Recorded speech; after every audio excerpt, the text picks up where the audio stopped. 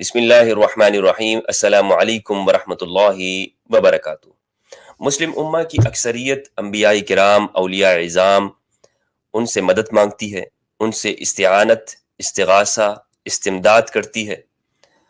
یا علی یا حسین کہتے ہیں، یا رسول اللہ یا غوث العظم الدستگیر کے الفاظ ادا کرتے ہیں۔ مشکل ہو، خوشی کا وقت ہو، یا علی یا حسین کے نعرے لگاتے ہیں، مدد مانگتے ہیں انبیاء سے اور اولیاء سے۔ کیا یہ غیر اللہ سے مدد مانگنا شرک ہے؟ شرک کسے کہتے ہیں؟ شرک کی تعریف کیا ہے؟ کیا یا علی یا حسین کہنا یہ توحید کے عقیدے کے مخالف ہے؟ یہ کہنے سے انسان مشرک اور کافر ہو جاتا ہے؟ آج ہم اس کے اوپر بات کریں گے۔ پہلے تو میں یہ بتاتا چلوں کہ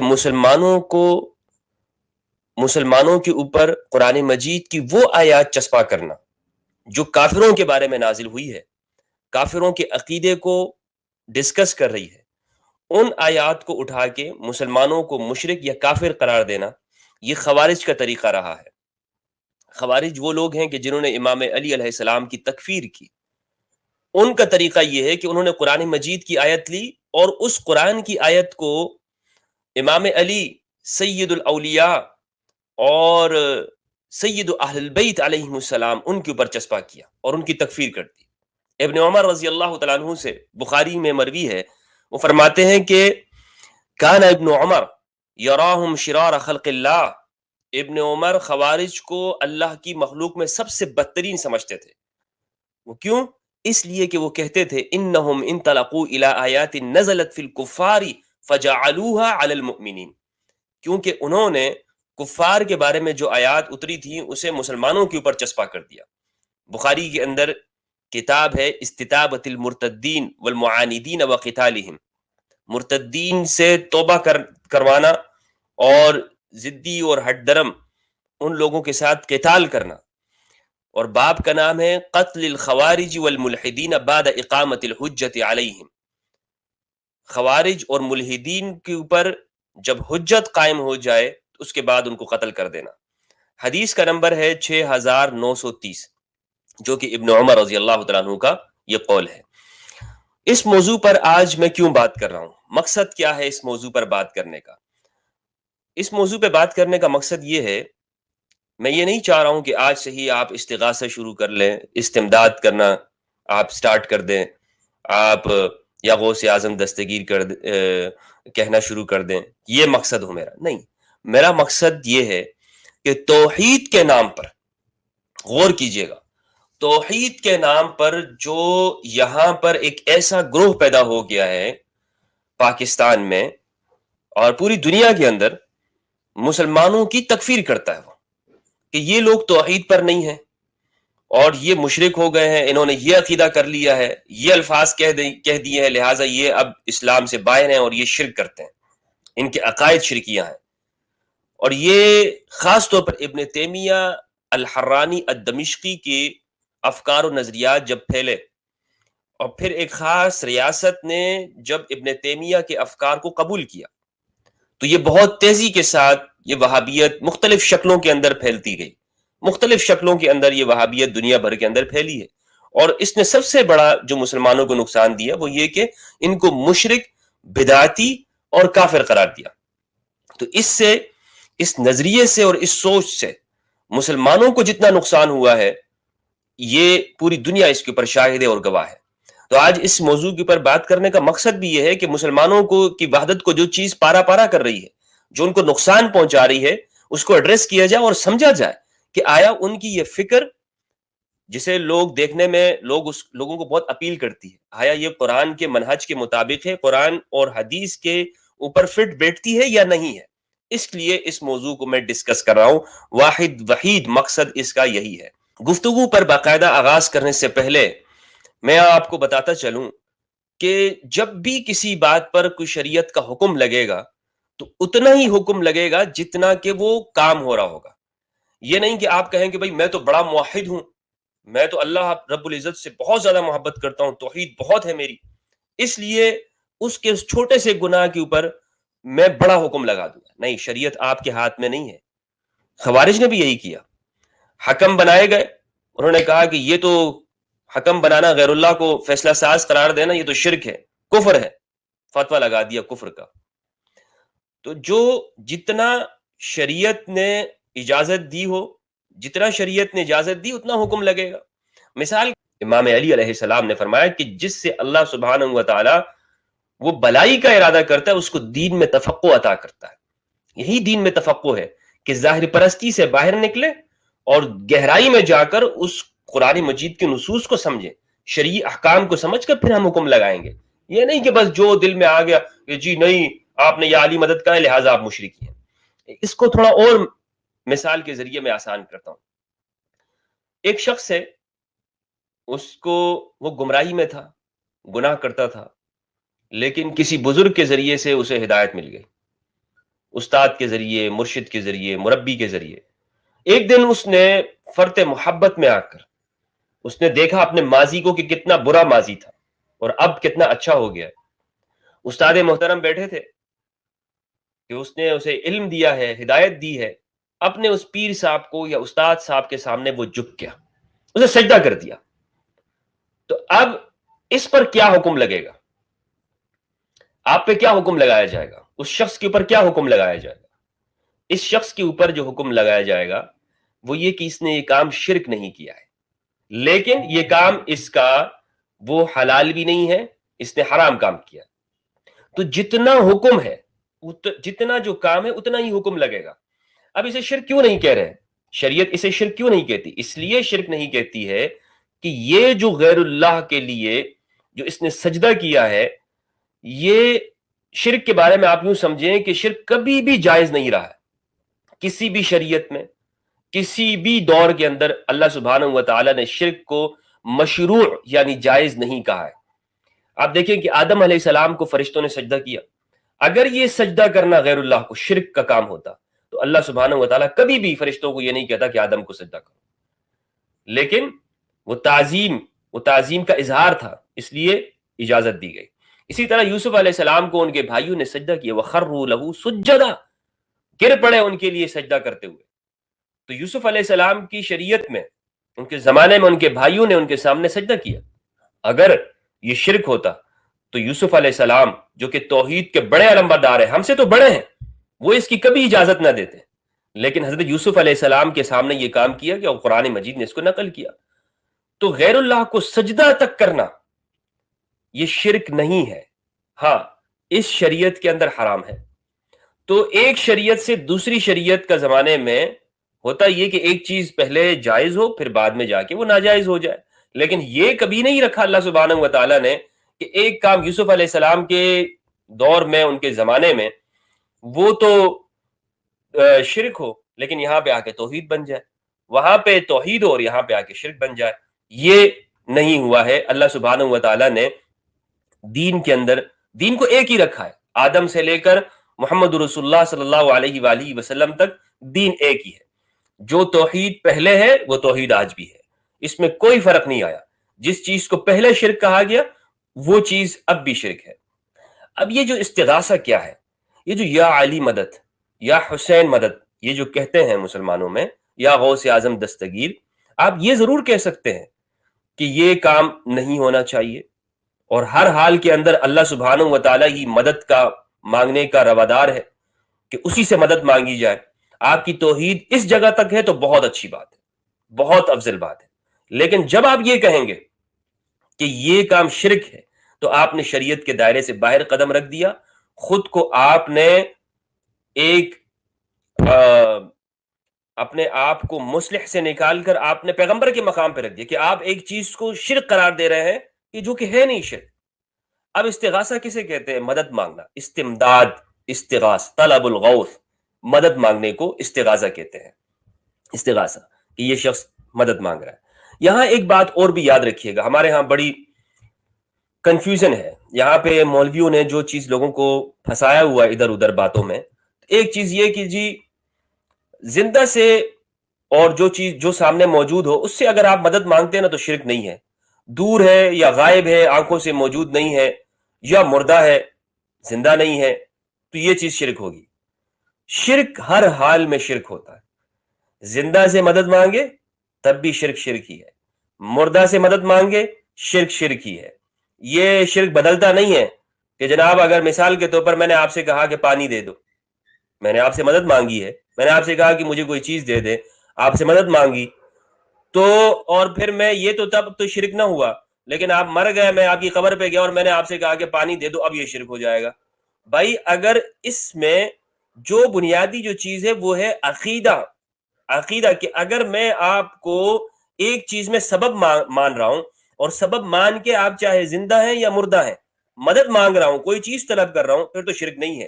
لیکن اگر آپ زندہ بھی ہیں اور میں آپ کو اس مدد کے اندر مستقل مان رہا ہوں کہ یہ بندہ جو میری مدد کر رہا ہے یہی ہے سب کچھ، پھر تو شرک ہے.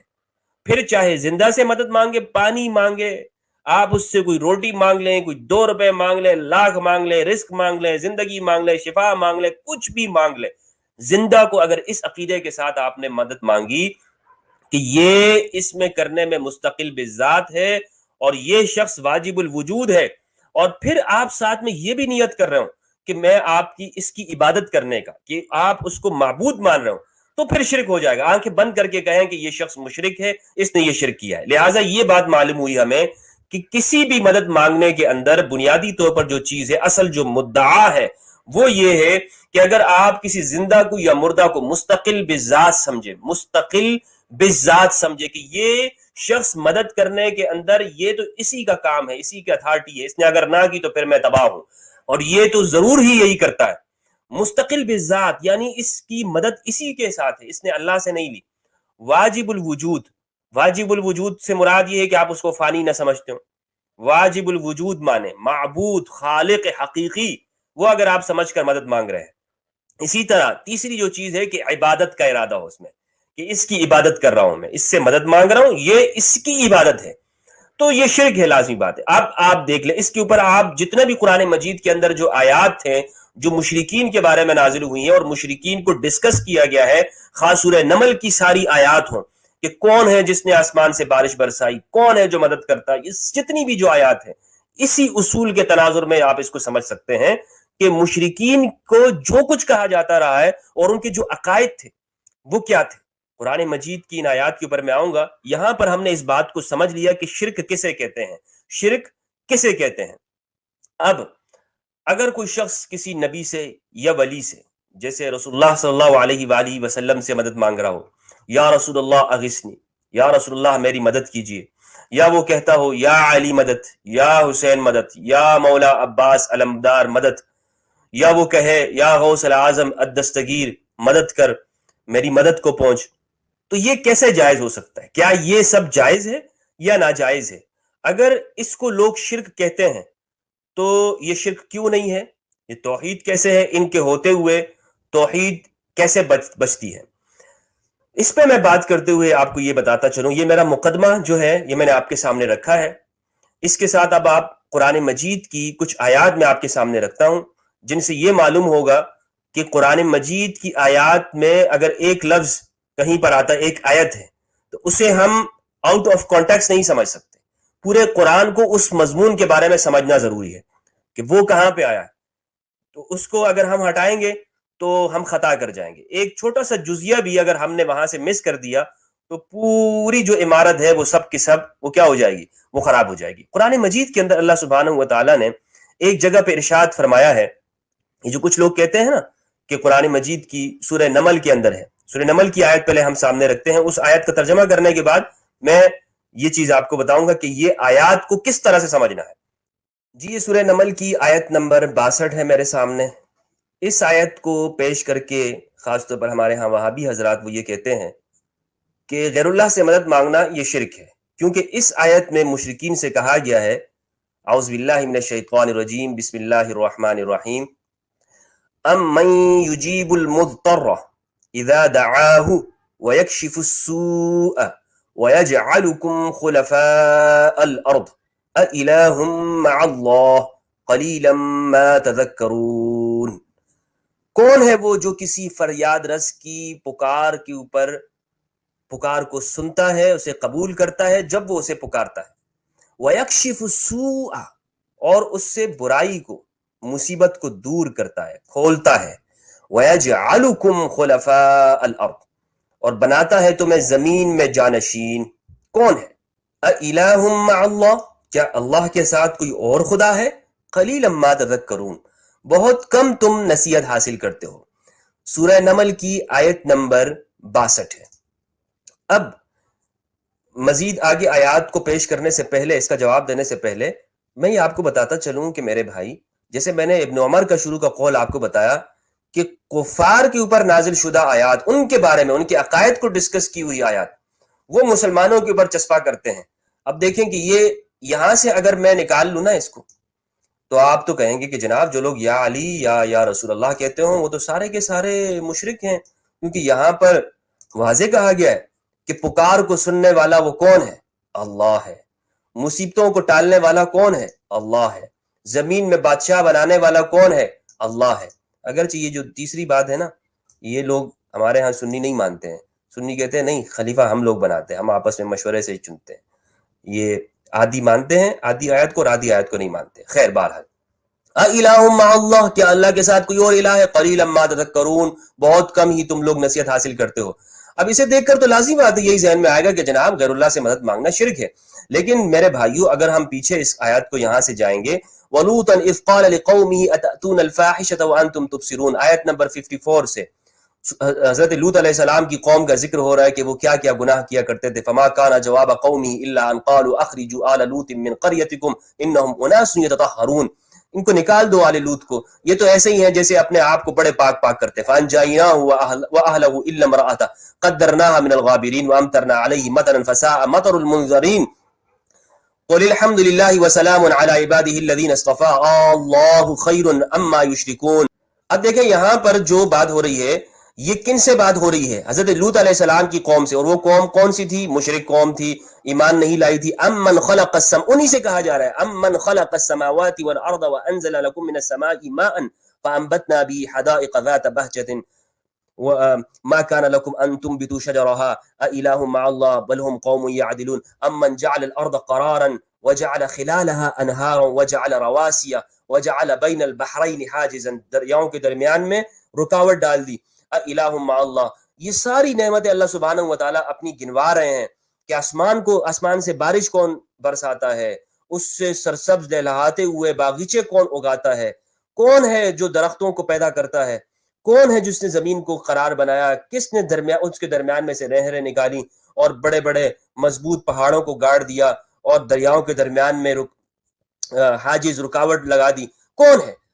اب آگے کہا امن یجیب المضطر اذا دعا، کون ہے کہ جو کسی فریاد رس کی فریاد کو قبول کرتا ہے اور اس کی مصیبت کو دور کرتا ہے.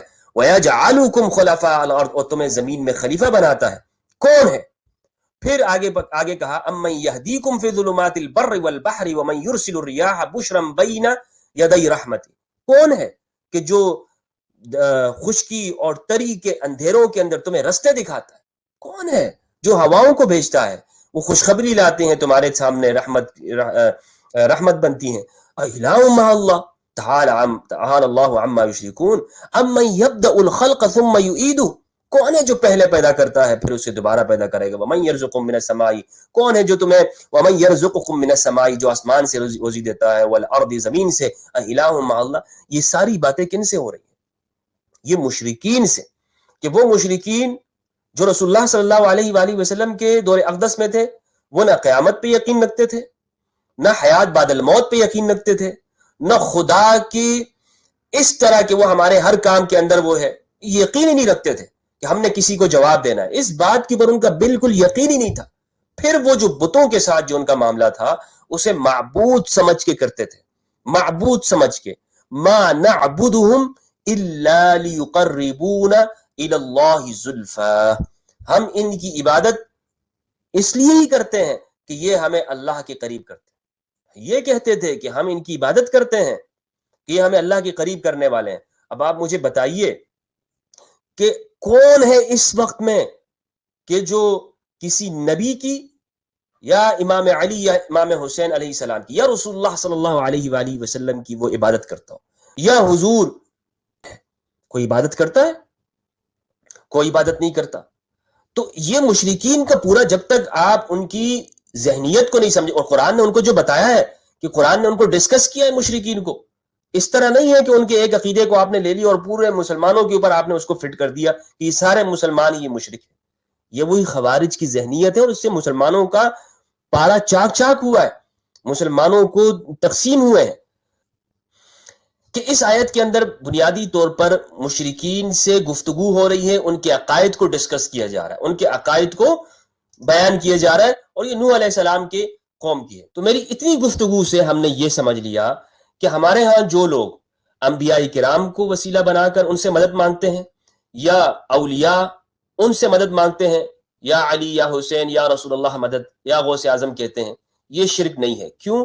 اس لیے کہ وہ لوگ, کوئی بھی ایسا شخص نہیں ہے کہ جو ان کو معبود سمجھ کے مانگتا ہو, نہیں, سب یہی کہتے ہیں کہ یہ اللہ کے بندے اور نیک بندے تھے. اب یہ بات وسیلہ بنا کر, سبب بنا کر شرک کیسے نہیں ہے؟ وہ اس طور پر نہیں ہے کہ قرآن مجید کو اگر آپ سمجھیں گے نا, قرآن کی عربیت کو, تو تب آپ کو پتہ چلے گا کہ یہ شرک کیسے نہیں ہے. ورنہ جس شخص کو قرآن کی عربیت سے واقفیت نہ ہو, قرآن مجید کے انداز کو نہ سمجھتا ہو, وہ یہی کہے گا کہ جناب نہیں, یہ بھی شرک, یہ بھی اسی طرح ہی ہے. میں آپ کو مثال دوں کہ عرب جن کی زبان میں قرآن نازل ہوا, وہ عرب لوگ, ان کے ہاں ایک محاورہ تھا, وہ اس طرح استعمال کرتے تھے. وہ کہتے تھے انبت الربیع البقلہ, کہ موسم ربیع نے سبزہ اگایا. انبت الربیع البقلہ, حالانکہ سبزہ کون اگاتا ہے؟ سبزہ اللہ سبحانہ و تعالیٰ اگاتا ہے, یعنی اللہ کے پیدا کرنے سے ہوتا ہے, اللہ اصل مسبب ہے. لیکن وہ کہتے تھے نہیں, ربیع نے. تو یہ عربی زبان کے اندر اس طرح سے ہوتا ہے. قرآن مجید میں استعمال ہے, قرآن مجید میں ہے وَاسْأَلِ الْقَرْيَةَ, بستی سے پوچھو. بستی سے نہیں پوچھا جا سکتا کہ آپ وہاں کی دیواروں کو کھٹکھٹائیں گے کہ ان سے کچھ پوچھیں گے. وَاسْأَلْ أَهْلَ الْقَرْيَةَ, کہ آپ بستی والوں سے پوچھو. تو قرآن میں بھی اب یہاں کہیں گے کہ یہاں ایک چیز مقدر ہے, محذوف ہے, تو اسے کہتے ہیں مجاز معروف. یہ مجاز معروف کے طور پر بات ہوتی ہے. اب اس کی میں چند مثالیں آپ کو دیتا ہوں جو قرآن مجید کے اندر استعمال ہوئی ہیں. قرآن مجید میں ہے اللہ سبحانہ و تعالیٰ نے ارشاد فرمایا اللہ یتوفی الانفس, اللہ ہی موت دیتا ہے. سورت نمبر 39 کی آیت نمبر 42, اللہ موت دیتا ہے. بالکل, بے شک یحیی و یمیت کون ہے؟ اللہ ہے. کون ہے؟ اللہ ہے. لیکن اللہ سبحانہ و تعالیٰ نے دوسری جگہ پر ارشاد فرمایا قل یتوفاکم ملک الموت, آپ کہہ دیجئے کہ ملک الموت تمہیں وفات دیتا ہے. سورت نمبر 32 کی آیت نمبر 11. اب ان دونوں میں آپ سے پوچھتا ہوں کون سی آیت درست ہے؟ پہلی والی جس میں توحید تھا, اور دوسری والی جو ان وہابیوں کے نزدیک اس میں بھی شرک ہے. پہلے میں کہا کہ اللہ موت دیتا ہے, دوسرے میں کہا نہیں ملک الموت موت دیتا ہے, موت کا فرشتہ آ کے وفات دیتا ہے. تو کون سی آیت درست ہے؟ کون سی آیت توحید ہے اور کون سی آیت شرک ہے؟ معاذ اللہ کہ ہم یہ کہیں گے کہ پہلی آیت میں توحید اللہ بیان کر رہا ہے, دوسری آیت میں تو شرک بیان کر رہا ہے. معاذ اللہ, اعوذ باللہ. نہیں. اسی طرح قرآن مجید میں اللہ سبحانہ و تعالیٰ نے ارشاد فرمایا ان اللہ هو الرزاق ذو القوة المتین, بے شک اللہ ہی رزاق ہے, قوت والا اور متین ہے. 51 کی آیت 58. جبکہ دوسری جگہ ارشاد فرمایا فارزقوہم وقولوا لهم قولا معروفا, اور ان سے اچھی بات کہو, انہیں کھلاؤ بھی اور انہیں پہناؤ بھی اور ان سے اچھی بات بھی کہو. 4 کی سورہ نساء کی آیت نمبر 8. پہلی آیت میں ہے کہ رزاق اللہ ہے, دوسری آیت میں ہے کہ تم بھی ان کو رزق دو.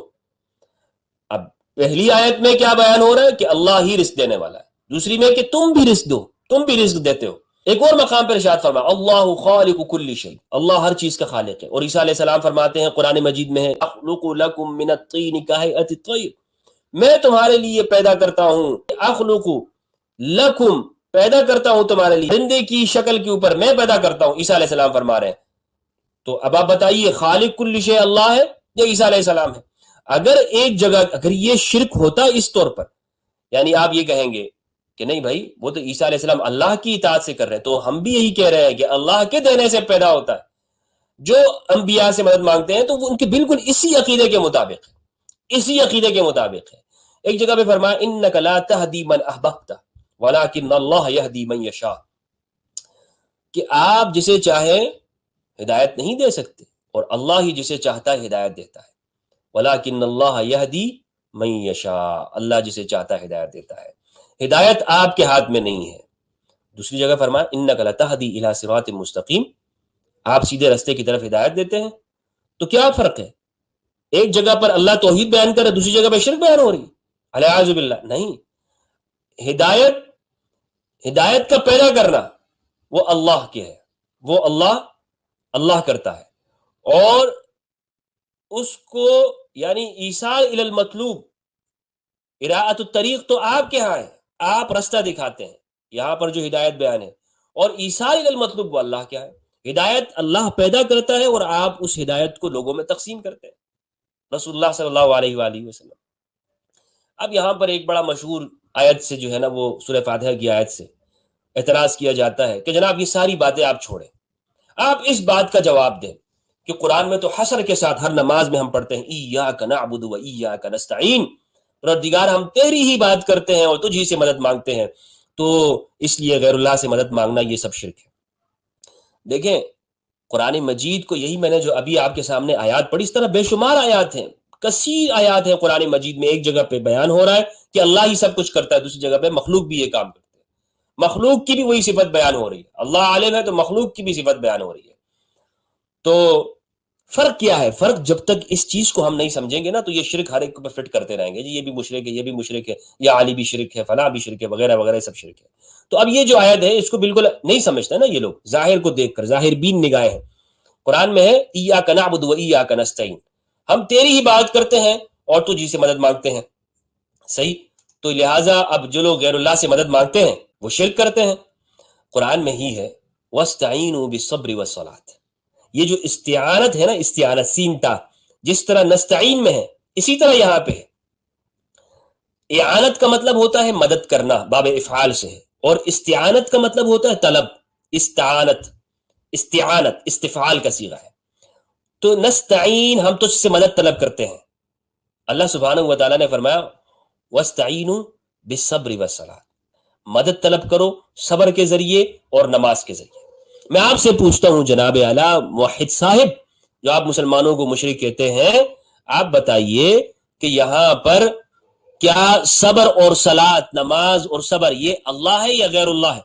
آپ لازمی بات ہے آپ کہیں گے کہ جی اللہ تو نہیں ہے، یہ غیر اللہ ہے. تو غیر اللہ کے ذریعے مدد مانگنے کا کہا جا رہا ہے.